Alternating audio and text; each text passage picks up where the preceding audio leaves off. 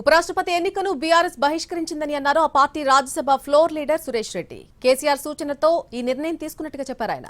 Urea సమస్యపై కేంద్ర రాష్ట్ర ప్రభుత్వ విధానాలకు వ్యతిరేకంగా ఈ నిర్ణయం తీసుకున్నామన్నారు. రెండు కూటముల అభ్యర్థులు సమర్థులైనా ఒక అభ్యర్థి తెలంగాణకు చెందిన వ్యక్తి అయినా రెండు కూటముల చర్యల వల్ల ఓటింగ్ కి దూరంగా ఉండాలని నిర్ణయం తీసుకున్నామన్నారు సురేష్ రెడ్డి.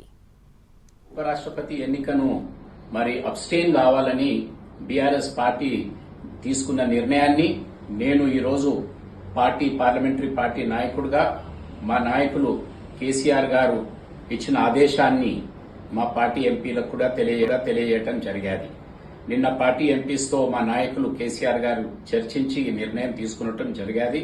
దీంట్లో ప్రధానంగా బాధతో ఈ నిర్ణయం తీసుకునడానికి కారణం గత నెల రోజుల నుంచి రాష్ట్రంలో రైతులు ఎదుర్కొంటున్న ఈ ఎరువుల సమస్య, ప్రధానంగా యూరియా సమస్యను ఇటు కేంద్రంలో అటు రాష్ట్రంలో ఏ పార్టీ కూడా దీన్ని పరిష్కార మార్గానికి ప్రయత్నాలు కూడా జరపలేదనే విషయాన్ని గమనించి ఈ నిర్ణయాన్ని తీసుకున్నాం. జరగబోయే